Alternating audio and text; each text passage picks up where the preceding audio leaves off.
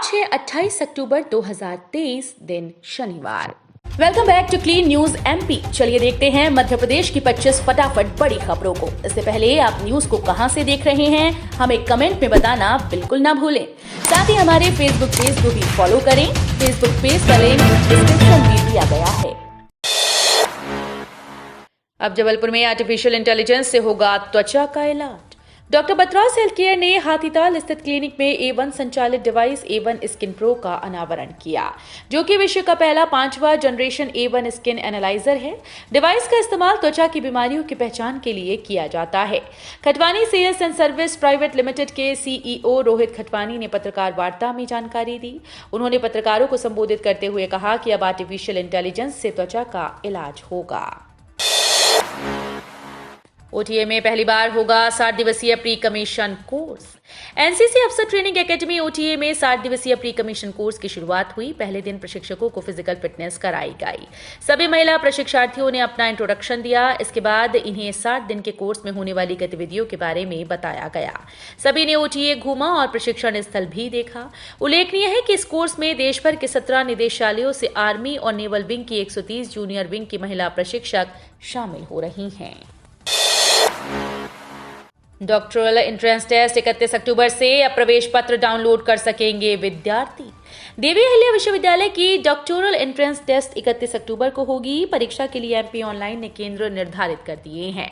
38 संकाय में होने वाली PhD प्रवेश परीक्षा में 3,300 उम्मीदवार शामिल होंगे। अब अपना प्रवेश पत्र डाउनलोड कर सकते हैं। विश्वविद्यालय ने परीक्षा संबंधित गाइडलाइन भी जारी कर दी।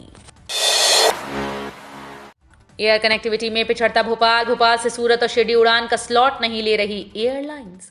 सुविधाओं के मामले में नंबर 1 राजा भोज एयरपोर्ट यात्रियों को एयर कनेक्टिविटी देने में पीछे है। भोपाल से सूरत और शिरडी तक सीधी उड़ान की चल रही मांग अब तक पूरी नहीं हो सकी है। दरअसल एयरलाइंस कंपनी स्लॉट देने को तैयार नहीं। 3 साल पहले स्पाइसजेट ने भोपाल से बेस स्टेशन बंद कर दिया था। तब से ही ये दोनों उड़ानें बंद हैं। भोपाल से सूरत का सीधा संपर्क है। सूरत टेक्सटाइल बिजनेस का हब है। संत हिरदाराम नगर के कपड़ा व्यापारियों का सूरत आना जाना लगा रहता है। उम्र के बंधन से नवीं कक्षा में हजारों विद्यार्थियों का नामांकन अटका। 31 अक्टूबर है अंतिम तिथि। माध्यमिक शिक्षा मंडल का एक नया सिस्टम नवीं कक्षा में नामांकन के लिए हजारों विद्यार्थियों की राह में बाधक बन गया। माशिम की प्रवेश नीति में विरोधाभास से इन विद्यार्थियों का भविष्य दांव पर है।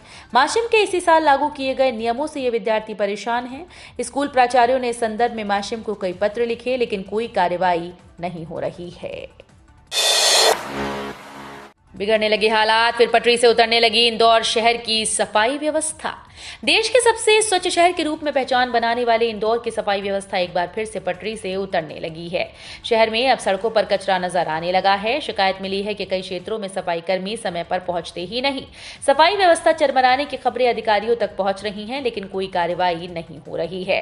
हालांकि निगमायुक्त ने गुरुवार को ही समीक्षा बैठक में बिगड़ती सफाई व्यवस्था को सुधारने के लिए दिशा निर्देश दिए हैं। जबलपुर की सीट पर नहीं थम रहा बवाल, अब इस प्रत्याशी के विरोध में लगे पोस्टर। जबलपुर उत्तर विधानसभा में प्रत्याशियों को लेकर फैल रहा आक्रोश कम होने का नाम नहीं ले रहा। हाल ही में भाजपा से घोषित हुए प्रत्याशी अभिलाष पांडे को लेकर भाजपा संभागीय कार्यालय में जमकर हंगामा हुआ। इस दौरान केंद्रीय मंत्री भूपेंद्र सिंह यादव के साथ अभद्रता करते हुए उनके गनमैन के साथ मारपीट भी की गई।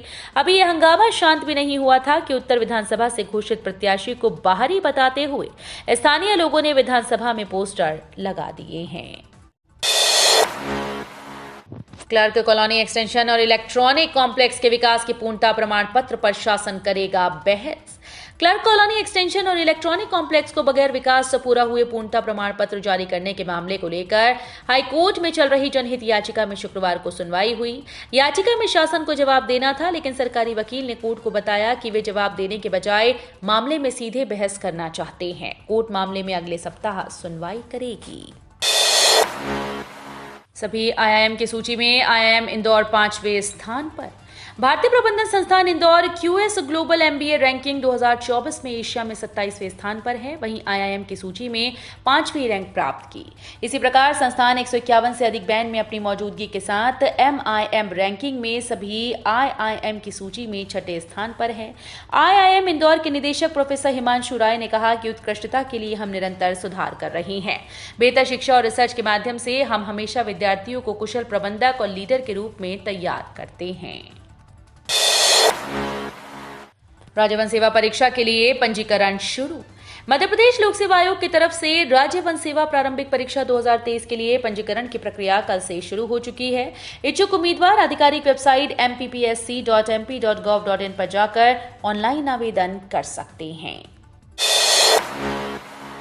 नवंबर से फिर बदलेगा एमपी का मौसम, सक्रिय होगा नया सिस्टम, गिरेगा तापमान, तेज होगी ठंड कोहरा। उत्तर भारत और हिमाचल प्रदेश के ऊपर एक्टिव वेस्टर्न डिस्टर्बेंस के जाते ही हवाओं का रुख उत्तर पूर्वी और उत्तर पश्चिमी हो गया, जिसके कारण तापमान में गिरावट आई और रात में ठंड का एहसास हो रहा है। अक्टूबर के अंत में प्रदेश में रात का तापमान 10 डिग्री सेल्सियस पर पहुंच रहा है। फिलहाल मध्य प्रदेश में मौसम शुष्क बना है। अक्टूबर अंत में उत्तरी हवा चलने से ग्वालियर जबलपुर में तापमान में गिरावट का सिलसिला शुरू होगा। प्रहलाद पटेल ने कहा, छिंदवाड़ा से लोकसभा चुनाव लड़कर भय खत्म किया, अब लालच की राजनीति बंद होगी। छिंदवाड़ा के चांद में केंद्रीय मंत्री प्रहलाद पटेल ने कांग्रेस पर जबानी हमला बोला। उन्होंने कहा कि कांग्रेस कभी राम के बारे में बयान देती है तो कभी सेना पर सवाल उठाती है। भ्रम फैलाने का काम कांग्रेस कर रही है। मंत्री प्रहलाद पटेल ने कहा कि छिंदवाड़ा में भी पहले कांग्रेस के भय का माहौल था, लेकिन जब मैंने यहाँ के लोकसभा का चुनाव लड़ा तो भय खत्म हो गया। अब लालच की राजनीति भी इस चुनाव में खत्म हो जाएगी। उमा भारती स्टार प्रचारकों की सूची से बाहर। पूर्व मुख्यमंत्री उमा भारती को भाजपा के स्टार प्रचारक की सूची में स्थान नहीं मिला। जानकारी के अनुसार उन्होंने अपनी तीर्थ यात्रा के चलते इस बार चुनाव प्रचार से दूरी बनाई। उन्होंने इस बात से ही पार्टी को पहले अवगत करवा दिया था। ऐसे पार्टी ने भी उन्हें चुनाव प्रचार से पूरी तरह से मुक्त कर दिया है। चंबल से ग्वालियर तक की सीट तय करेंगी एमपी की सियासत की तासीर। चंबल का नाम सुनते ही जहन में बगावत करने वाले डाकुओं की तस्वीर उभर कर सामने आती है। ग्वालियर का नाम आते ही राजा रजवाड़ों और सियासत की एक वो तस्वीर उभरती है जिसने एमपी से लेकर दिल्ली के सियासी गलियारों में बड़ी पहचान बनाई। लेकिन मध्य प्रदेश की सियासत में ग्वालियर और चंबल दोनों वो क्षेत्र हैं जो यहाँ की सियासत को एक नया मोड़ भी देते हैं और एक तासीर भी पैदा करते हैं। बसपा ने 4 प्रत्याशियों की 14वीं सूची जारी की, 3 जगह नाम बदले।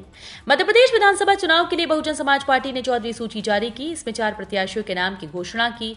इसमें 3 के नाम बदले गए। बसपा ने भीतरवार से कालीचरण गुर्जर को प्रत्याशी बनाया। इसके अलावा लांजी से विजयवारे को बदलकर अशोक मराठे, नीमच में कृष्णचंद्र नरेला की जगह दुर्गा प्रसाद जावड़ और श्योपुर में बिहारी सिंह सोलंकी की जगह हरि सिंह मीणा को प्रत्याशी बनाया है। राष्ट्रीय खेलों की मॉडर्न पेंटाथलॉन स्पर्धा में जबलपुर की नेहा ने मध्य प्रदेश को दिलाया कांस्य पदक। राष्ट्रीय खेलों में मध्य प्रदेश के खिलाड़ियों का पदक विजेता प्रदर्शन जारी है। गोवा में आयोजित 37वें राष्ट्रीय खेलों में जबलपुर की नेहा यादव ने मॉडर्न पेंटाथलॉन में मध्य प्रदेश के कांस्य पदक जीता। ये इन खेलों में मध्य प्रदेश का दूसरा पदक है। इससे पहले समीर वर्मा ने बैडमिंटन स्पर्धा में प्रदेश के लिए रजत पदक जीता था। पार्षद से लेकर राष्ट्रपति तक का लड़ चुका चुनाव, अब 28वीं बार बीएसपी के टिकट पर ठोकी ताल। देश के विधानसभा चुनाव में ग्वालियर का एक चाय वाला इन दिनों काफी सुर्खियों में है। शहर में चाय बेचने वाले आनंद कुशवाहा 28वीं बार चुनाव लड़ने जा रहे हैं। इसको लेकर उन्होंने शुक्रवार को ग्वालियर पूर्व विधानसभा से बहुजन समाज पार्टी से उम्मीदवार के रूप में नामांकन दाखिल किया। वो नीली टोपी, नीला कपड़ा और नीले जूते पहनकर अपनी साइकिल से कलेक्ट्रेट पहुंचे, जहां उन्होंने नामांकन दाखिल किया। पीएम नरेंद्र मोदी ने 7वीं भारतीय मोबाइल कांग्रेस का किया उद्घाटन। प्रधानमंत्री नरेंद्र मोदी ने प्रगति मैदान के भारत मंडपम में 7वीं भारतीय मोबाइल कांग्रेस 2023 का उद्घाटन किया। इस कार्यक्रम के दौरान पीएम मोदी देश भर में शैक्षणिक संस्थाओं को 100 5G यूज केस लैब्स प्रदान करेंगे। भारतीय मोबाइल कांग्रेस एशिया का सबसे बड़ा दूरसंचार, मीडिया और प्रौद्योगिकी मंच है। 29 अक्टूबर 2023 तक आयोजित होगा। पीएम मोदी का कांग्रेस पतंज, लोगों ने 2014 में आउटडेटेड फोन को खारिज कर दिया। प्रधानमंत्री नरेंद्र मोदी ने कांग्रेस पर नए अंदाज में निशाना साधा। उन्होंने कहा कि 2014 न सिर्फ एक तारीख है बल्कि एक बदलाव है, जब लोगों ने खराब स्क्रीन वाले पुराने फोन को खारिज कर दिया। उनके मुताबिक उस वक्त लोगों ने ऐसी सरकार चुनी जिसने पूरा परिदृश्य बदल दिया। इंडिया मोबाइल कांग्रेस के मौके पर मोदी ने आंकड़े गिनाते हुए कहा कि भारत पहले मोबाइल फोन का इंपोर्टर था, जबकि अब ये एक्सपोर्टर बन गया है। पीएम मोदी आज युवाओं को देंगे नौकरी का तोहफा, सौंपेंगे 51,000 नियुक्ति पत्र। प्रधानमंत्री नरेंद्र मोदी आज वीडियो कॉन्फ्रेंसिंग के जरिए नवनियुक्त भर्तियों को 51,000 से अधिक नियुक्ति पत्र वितरित करेंगे। इस अवसर पर वो नियुक्त व्यक्तियों को संबोधित भी करेंगे। रोजगार मेला देश भर में 37 स्थानों पर आयोजित किया जाएगा। इस पहल का समर्थन करने वाली केंद्र सरकार के विभागों के साथ साथ राज्य सरकारों में भी भर्तियां हो रही हैं। मनरेगा में नहीं मिल रही मजदूरी, कमलनाथ ने साधा शिवराज सरकार पर निशाना। प्रदेश कांग्रेस अध्यक्ष कमलनाथ ने सोशल मीडिया पोस्ट पर शिवराज सरकार पर निशाना साधा है। उन्होंने मनरेगा के तहत मजदूरों को मजदूरी न मिलने का मामला उठाया। उन्होंने एक्स पर लिखा कि मध्य प्रदेश में करीब 10 हफ्ते से मनरेगा में काम करने वाले श्रमिकों को उनकी मजदूरी नहीं मिली। त्योहार के मौसम में मजदूरों के साथ इस तरह का व्यवहार अमानवीय है। मैं शिवराज जी से जानना चाहता हूं कि उनकी सरकार लगातार कर्ज लेती रही और आचार संहिता के दौरान भी कर्ज लेने की तैयारी चल रही है। 29 अक्टूबर को उज्जैन आएंगे गृह मंत्री शाह। महाकाल के पूजन के बाद आम सभा को करेंगे संबोधित। मध्य प्रदेश विधानसभा चुनाव के दौरान पदाधिकारी और कार्यकर्ताओं में जोश लाने के लिए देश के गृह मंत्री और भारतीय जनता पार्टी के वरिष्ठ नेता अमित शाह 3 दिनों के दौरे पर मध्य प्रदेश आ रहे हैं, जहां वे आज 28 अक्टूबर को जबलपुर, छिंदवाड़ा और भोपाल विधानसभा में पहुंचेंगे, तो वहीं 29 अक्टूबर को रीवा, शहडोल, खजुराहो के बाद धार्मिक नगरी उज्जैन पहुंचेंगे, जहां पर बाबा महाकाल के दर्शन करने के बाद एक आम सभा को संबोधित करेंगे और संभागीय नेताओं के साथ संवाद और बैठक भी करेंगे। मध्य प्रदेश चुनाव के प्रचार में सीएम योगी झोंकेंगे ताकत, यूपी के नेताओं का नाम भी शामिल। मध्य प्रदेश की 230 विधानसभा सीट पर होने वाले चुनाव के लिए सभी पार्टीज ने अपने अपने उम्मीदवारों के नाम का ऐलान कर दिया। हालांकि कुछ सीटों पर अभी उम्मीदवारों के नाम फाइनल नहीं हुए। इस बीच बीजेपी ने एमपी चुनाव के लिए अपने स्टार प्रचारकों की लिस्ट जारी कर दी है। बीजेपी की इस लिस्ट में प्रधानमंत्री नरेंद्र मोदी और बीजेपी अध्यक्ष जेपी नड्डा सहित 41 नेताओं के नाम शामिल हैं। कांग्रेस ने शिवराज सरकार पर बोला हमला, कहा बच्चों से जुड़े अपराध में एमपी अव्वल। कांग्रेस के राष्ट्रीय प्रवक्ता रागिनी नायक ने शिवराज सिंह सरकार पर जमकर हमला बोला। उन्होंने कहा कि जब मध्य प्रदेश के बच्चों का सूरत हाल खराब है तो शिवराज सिंह चौहान को मामा कहलाने का कोई हक नहीं है, लेश मात्र भी अधिकार नहीं। ये तो शिवराज ने स्वयं कहा कि कुपोषण उनके माथे का कलंक है। मैं उन्हें याद दिलाना चाहती हूं कि बच्चों के खिलाफ अपराध में 337% का उछाल भी उनके माथे का कलंक है। सबसे ज्यादा शिशु मृत्यु दर भी उनके माथे का कलंक है। आज दतिया में होगा सत्ता का संग्राम, युवा महिलाओं से होगी चर्चा। आज 28 अक्टूबर 2023 दिन शनिवार सुबह 8 बजे चाय पर चर्चा स्थान राजगढ़ चौराहा आपके शहर दतिया में होगी। राष्ट्रीय न्यूज चैनल पर कार्यक्रम लाइव टेलीकास्ट होंगे।